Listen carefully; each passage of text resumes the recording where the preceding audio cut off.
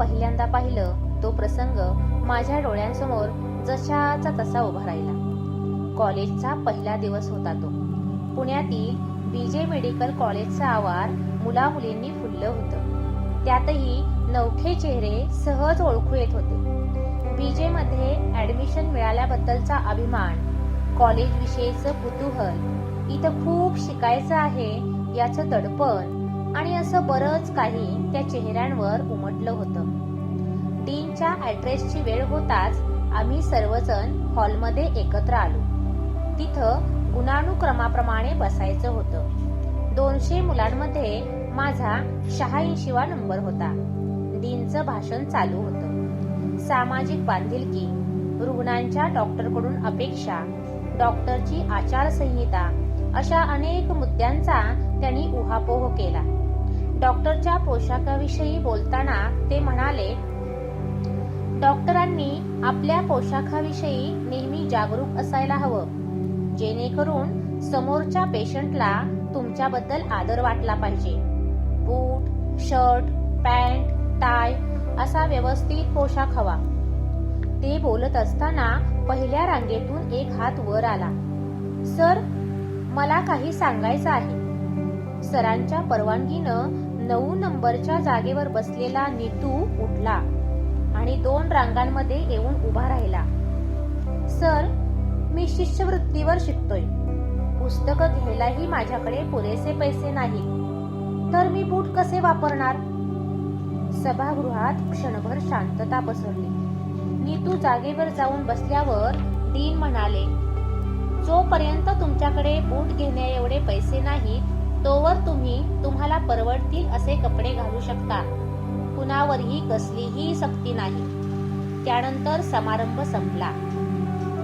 हॉलमधून बाहेर पडताना अनेक नजरा नीतूकडे वळत होत्या. मलाही त्याचं आश्चर्य वाटत होतं. तो बोलला त्यामध्ये आहे ती स्थिती सांगण्यातला रोखठोकपणा होता. घरच्या सामान्य परिस्थितीचा उल्लेख करून सहानुभूती मिळवण्याचा प्रयत्न नव्हता आणि बूट न परवडण्यातला न्यूनगंड तर अजिबातच नव्हता. याउलट माझी पुण्यातल्या काहीशा आधुनिक वातावरणाशी जुळवून घेताना गेली 2 वर्ष दमछाक झाली होती. न्यूनगंडाच्या भावनेनं मी स्वतःला मिटवून घेतलं होतं. मला एकंदर 4 भावंड, विजय, नाना, दत्ता, अण्णा, हेमाताई, मी आणि छोटा अजित माझ्यापेक्षा 7 वर्षांनी लहान. वरच्या 3 भावंडात आणि माझ्यात बऱ्याच वर्षांचं अंतर, त्यामुळे माझे खूप लाड झाले. पहिली 3 भावंड खूप कठीण परिस्थितीत मोठी झाली. माझ्या जन्मापूर्वी आमची परिस्थिती तशी हलाखीची होती. मोठ्या कुटुंबाचा बोजा पडल्यामुळे माझ्या आजोबांना कर्ज काढावं लागलं होतं. शिवाय मोठी काकू लवकर वारल्यामुळे त्या कुटुंबाची जबाबदारी होती. माझ्या वडिलांनी, त्यांना आम्ही काका म्हणायचो, CAIIB ची परीक्षा दिली होती. ते बँक ऑफ कोल्हापूरमध्ये अकाउंटंट म्हणून काम करत असताना बँक बुडाली. मी 1 वर्षाची असताना माझी आई मोठ्या दुखण्यातून वाचली. नानानं मला कडेवर घेऊन झोपवणं, खेळवणं केलं. तो तेव्हा अवघा 12-13 वर्षांचा होता. काकांसकट सगळी कामं वाटून दिली जात असत. नानाला उत्तम स्वयंपाक येत असे. माझ्या जन्मानंतर मात्र हळूहळू आर्थिक परिस्थिती सुधारली. तिन्ही मोठी भावंड माझे खूप लाड करत. मी अतिशय खादाड, गोरी गुबगुबीत होते. मला खादाड खोबरं, म्हाळसा काकू म्हणायचे. मला त्या काळात मॉन्टेसरीत घातलं होतं. माझ्यासाठी बस येई. मी घरातल्या कामात मदत न करता खेळण्यातच गुंग असे. चैन करण्याकरता पैसे आमच्याकडे नव्हते, पण काटकसर करण्याची गरज उरली नव्हती. नोकर चाकर नव्हते. आम्ही भावंड आपापली कामं स्वतः करत असू, पण अमुक गोष्ट अमुकच पद्धतीनं करायला हवी असं ठासून आमच्या घरी सांगितलं जात नसे. बँक बुडाल्यानंतर काकांनी उगारच्या साखर कारखान्यात सेक्रेटरीची नोकरी धरली. माझं सगळं आठवणीतलं लहानपण महाराष्ट्र व कर्नाटक यांच्या सीमेवर असलेल्या उगार नावाच्या छोट्याशा गावात गेलं. सगळं गाव कारखान्याशी निगडीत असलेलं एक कुटुंब होतं. छोटे रस्ते, आठवड्याचा बाजार, तंबूमध्ये फिरता सिनेमा या गोष्टींनी माझं बालपण व्यापलं आहे. एकदा श्रीखंड केलं होतं. पाहुणे येणार होते. मला वाटलं श्रीखंड कमी आहे म्हणून मी रुसले. काका म्हणाले, तू एक वाटी घे आणि हवं तेवढं श्रीखंड खा. उरलेलं आपण पाहुणे आले की त्यांना वाढू. मी लहान होते. 1.5 वाटीपेक्षा जास्त श्रीखंड मला जाईना. पुष्कळ शिल्लक राहिलं. मला माझी चूक कळून लाजायला झालं. शाळेत असताना मला सगळ्यात जास्त आवडायची ती गोष्ट म्हणजे खेळ. खो खो, लांब उडी, रिले, पळणं या सगळ्यात मी भाग घ्यायची. विविध स्पर्धांमध्ये मी आघाडीवर असायची. तालुका, जिल्हा आणि मग विभागीय अशा विविध स्पर्धांमधून मी बक्षिसं मिळवली होती. एकदा मी स्पर्धेसाठी बेळगावला खेळायला गेले होते. तिथं मुली हाफ पॅन्ट घालून खेळत होत्या. स्कर्ट, ब्लाउज वा परकर पोलक्यापेक्षा मला हा पोशाख सुटसुटीत वाटला. मी घरी परतल्यावर काकांना ही गोष्ट सांगितली. ते म्हणाले, माझी हरकत नाही, तू हेडमास्तरांना विचार. त्यांनीही परवानगी दिली. उगार सारख्या छोट्या गावात 40 वर्षांपूर्वी मुलीनं शर्ट पॅन्ट घालणं ही गोष्ट किरकोळ नव्हती. काका पहिल्यापासून पुढारलेल्या विचारांचे होते. उगारच्या साखर कारखान्यात पोहण्याचा तलाव होता. तिथे आम्ही सर्व मुलंच नव्हे तर आईही पोहायला शिकली. काकांच्या प्रोत्साहनानं ती बॅडमिंटन खेळायला लागली. माझ्या आईची माहेरची स्थिती चांगल्यापैकी होती. तिला डॉक्टर व्हायचं होतं. परंतु कॉलेजच्या पहिल्या वर्षाला असताना तिचं लग्न ठरलं आणि शिक्षण थांबलं. तिला नंतर शिकता आलं नाही कारण घरात खूप जबाबदारी होती. आई तापट व शिस्तीची होती.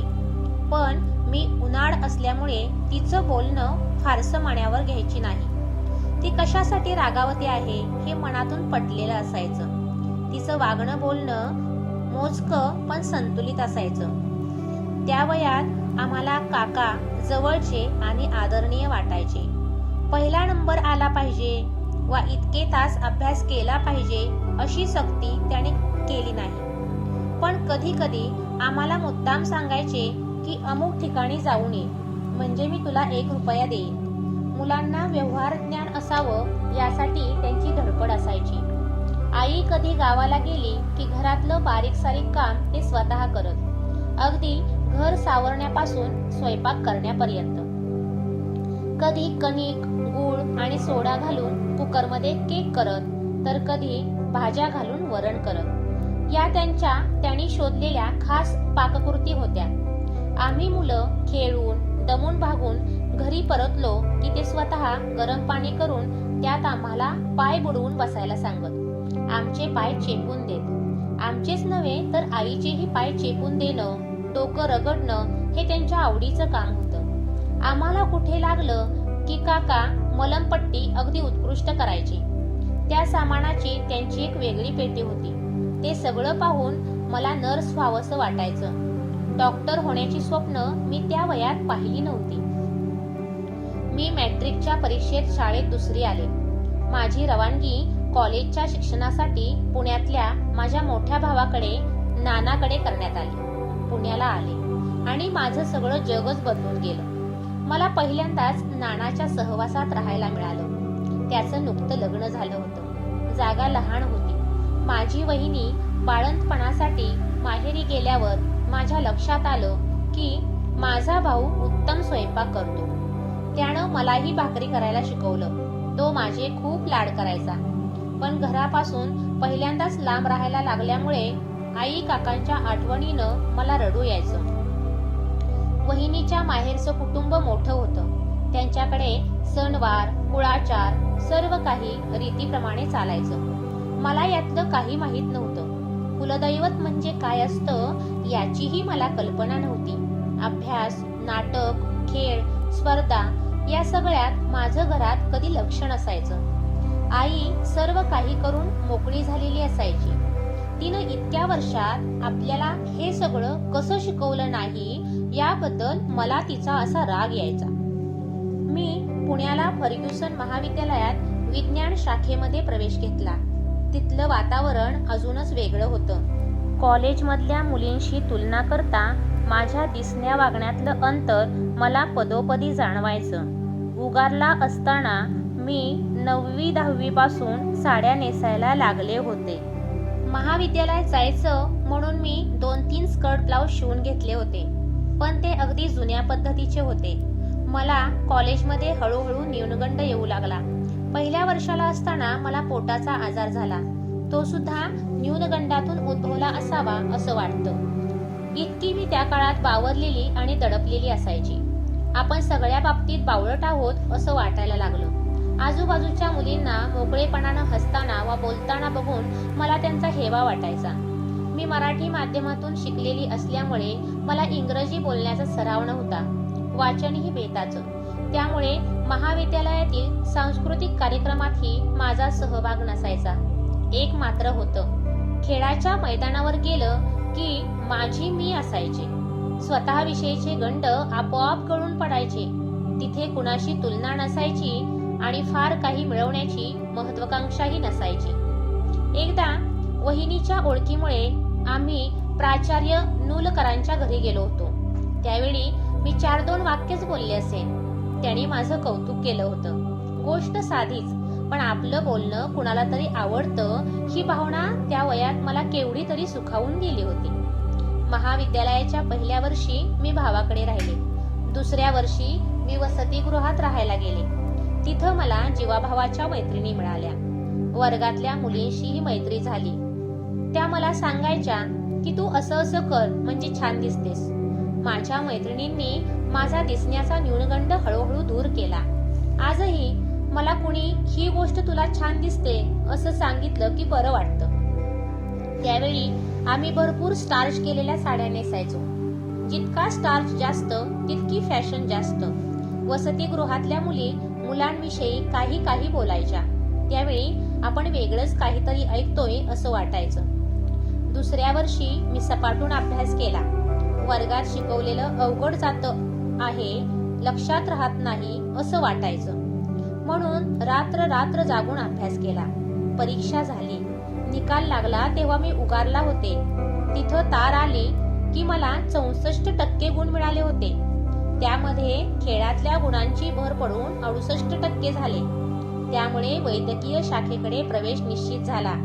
आई काकांना खूप आनंद झाला. आपण डॉक्टर होणार या कल्पनेनं मला थोडा आत्मविश्वास आला आणि मी BJ मध्ये पाऊल टाकलं.